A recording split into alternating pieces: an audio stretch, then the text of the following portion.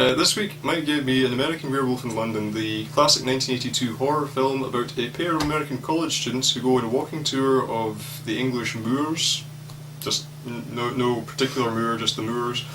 And they get attacked in the night by a creature which effectively kills one of them and leaves its mark on the other. Now, when he returns to civilization, he suddenly finds out that he's not feeling quite the way he should be, and as the title of the film may lead you to expect, he is going a bit wolfy. A bit wolfy. Yeah.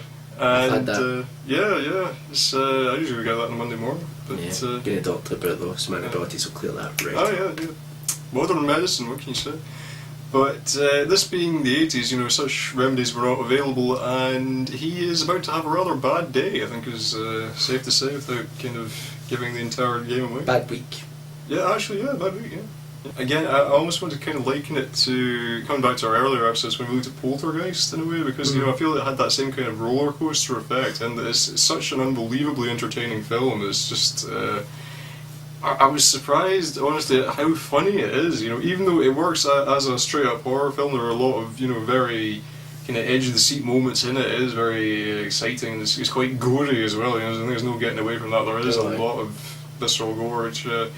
Again, the effects as well. For a was it a low budget? I don't think it was that low budget a film. I forget. It was. It didn't have a massive budget. No. But I think that I think the effects were absolutely wonderful. Yeah. I mean, the look of the film is absolutely amazing. I mean, the werewolf transformation sequence being a particular highlight. I think everybody talks about the makeup for that, and quite rightly so. But what was the name of the makeup artist? Was it Keith Baker, Ken Baker? I think it was it Rick Baker? Rick Baker. Who's Keith? Who's Ken? They're his brothers. They're not quite as good. Yeah. But Rick Baker is like the shit. He is the man. Yeah. Did he also work on The Thing? No, that was Rob Bottin. It's just that they were around the same time. I just kind of wondered. But they actually had Rick Baker. I can't believe I had forgotten his name, but he was asked to do The Howling. And I did read that. He had already agreed for years. John Landis kept saying that he was going to have American Werewolf in London done. He said, we're going to do a werewolf picture, and eventually Rick Baker, I think, got fed up waiting, because he developed all of these techniques to do a transformation scene. So he signed up to do The Howling. Then John Landis said, I've got the funding. So Rick Baker, being the nice guy that is, actually abandoned The Howling, but gave it to someone else that worked in the studio, who was Rob Bottin, who then went on and did the effects. And by the way, I don't know if you want to choose who did the effects better. It's a very close one to call, because both have extremely good. It's so weird that both came out, I think, within months of each other. Both kind of towering examples of the genre, if you like. But were there not other werewolf films that year as well? That was it. Was that it as well? Excuse me, I remember there was another one. Which is a strange film. Must have not caught that one. Very strange. It's like a detective film, and people are turning into wolves, but they actually turn into wolves. It's not like werewolves. Just actual wolves. Very strange. Anyway, so you liked the film? Yes. Got a bit off track there. I apologise. This is going to be, I think, an extended edition. Yeah, probably. But yeah, no, I very much enjoyed it. As I say, I was quite surprised at how funny the film is. I mean, I think John Landis, recently come off the back of directing Animal House. I think it was only a couple of years prior to this, and I think that kind of style of comedy, I think, is really kind of apparent in the film. I think that a lot of the comedy scenes do have that sort of fraternity kind of style to them. And it's definitely that friendship, that dynamic between the two main characters. I mean, the two leads, David Naughton and Griffin Dunne, I think they play really well off each other, and I think Griffin Dunne, for my money, kind of steals the show. He does, but I mean, if anyone's seen Martin Scorsese's After Hours, he does an absolute, tour de force in that movie. It kind of makes you wonder what kind of happened to him after that, because I don't really. I'm not sure. I'm genuinely not sure, but he has a sort of cult figure, I mean, he is fantastic. I'm really sorry, guys, I'm tired. What is the name of the female actress in American Werewolf? Jenny Agutter. Jenny Agutter. She is, for my money, one of the most beautiful women I think I've ever seen on film. I mean, she is, she's she really frustratingly beautiful. The pulse quickens. Well, that's scary. Yeah. But she is really beautiful. She is really beautiful. And she appears in a nurse costume. And out of a nurse costume. I'm really turning a male chauvinist pig in this one, aren't I? Talking about women's bad weeks, and then I'm talking about, please forgive me. Well, it's an 80s film. Things were different then. We're fine. It's alright. Yeah, sorry, it's 80s. Because it's probably not the best kind of pro-feminist film in any case, because there's quite a memorable scene in the porn theatre, and I was quite surprised that I don't think it's a huge spoiler to say that John Landis' running gag of he has "See you next Wednesday." Yeah. The film doesn't exist. And in this version, it's a porn film, and it is hands down, I think, the funniest porn film ever. It is really funny. It is really good. But I think, am I right in saying that they shot that and it was actually shot with porn actors? I wouldn't be surprised. Yeah. I think it was. I can't remember. What I do know is that there's a really good documentary on the DVD. I don't know if you watched I haven't that. actually seen that yet, but I think it is very good. I'd still check that out. It is very good.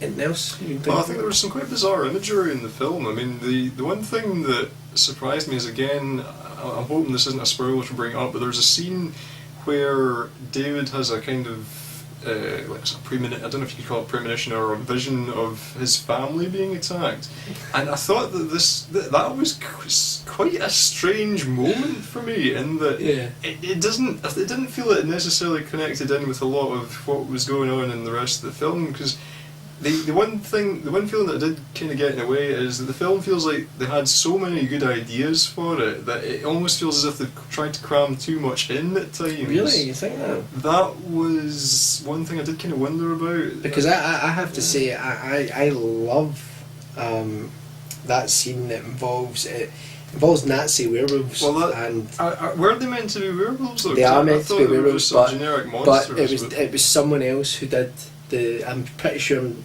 right in saying it was someone else who did the makeup effects for them.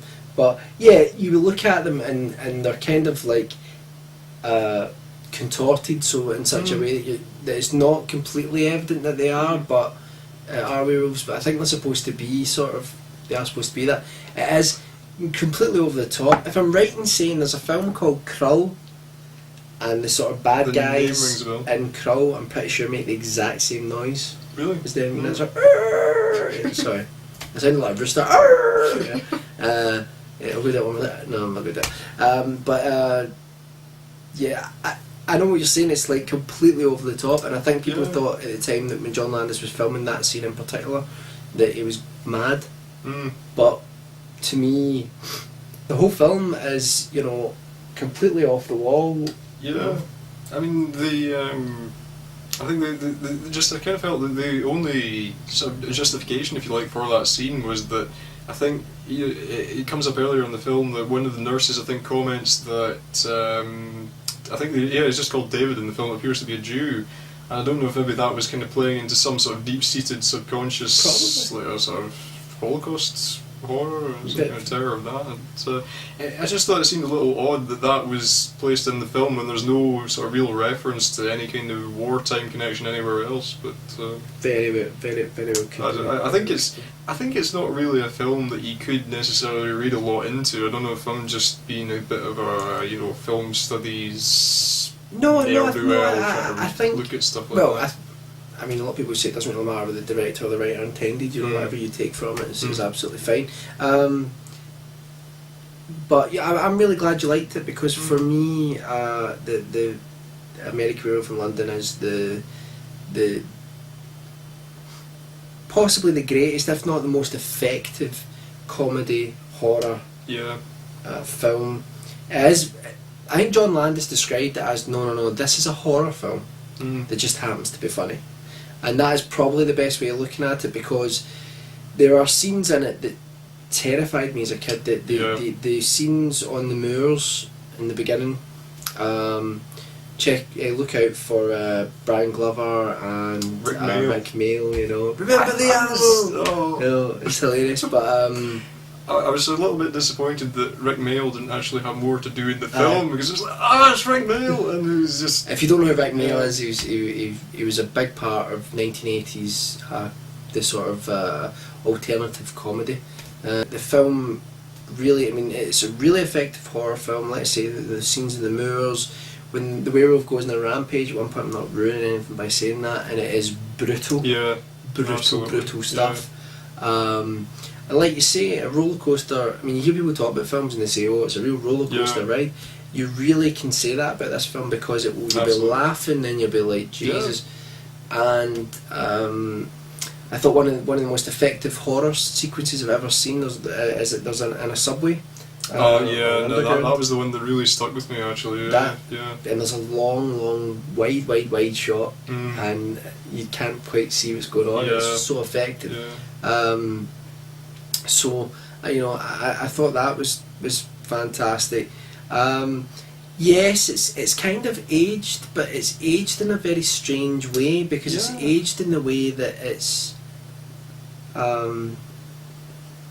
don't know how to describe it. It's not aged in a sort of cringeworthy way when you go, God, I can't believe, it's very much a film of its time, I think, and you kind of, I suppose in that way, in a bizarre way, that kind of almost makes it timeless because... Well, that's what I was going to say, because I think in a way that, this was made like in the early 80s, but, the way that they portray, I think, London in the film makes it could almost be sort of any time before that, it almost... In a way, I feel like it could just about be the 1950s or something. The way that they shoot everything, you see, it's mostly kind of old-fashioned parts of London that you're seeing anyway. So it does almost feel like something a lot earlier, and I think in a way it kind of exists out with time in a way. It could be any time really. It does, but I think, I mean, for me, I think just maybe it's the association that I have with the film with that period, but I think that the film does have an element of the 80s there,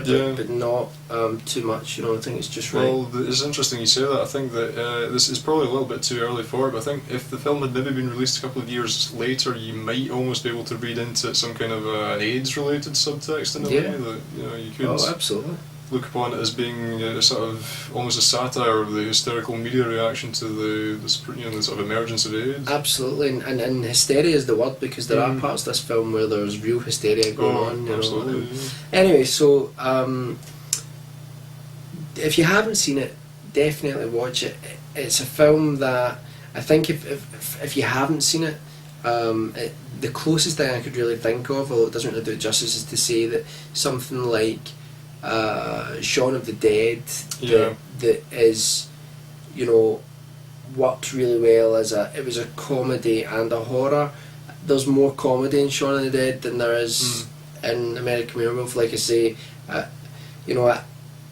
Shaun of the Dead was great because it worked as it was a spoof, but it also worked as what it was spoofing. It does work really well as a zombie film, but it is essentially a comedy film, whereas American Werewolf from London is a horror film that happens to be funny in places, and so definitely watch it. Absolutely, yeah. It's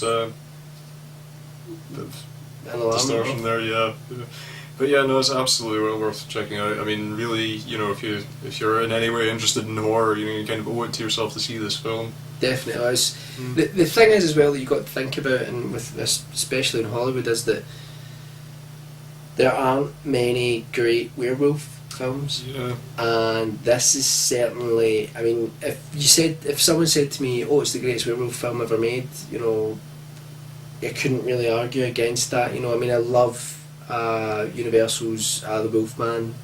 I'm actually a big fan of The Howling. I think The Howling is excellent. I actually really like that one as well. I saw The Howling first, funnily enough, and I think The Howling is almost, I can almost say, more traditional film than this. It's certainly, it definitely is. But I think there are the Howling. I think is a great werewolf film.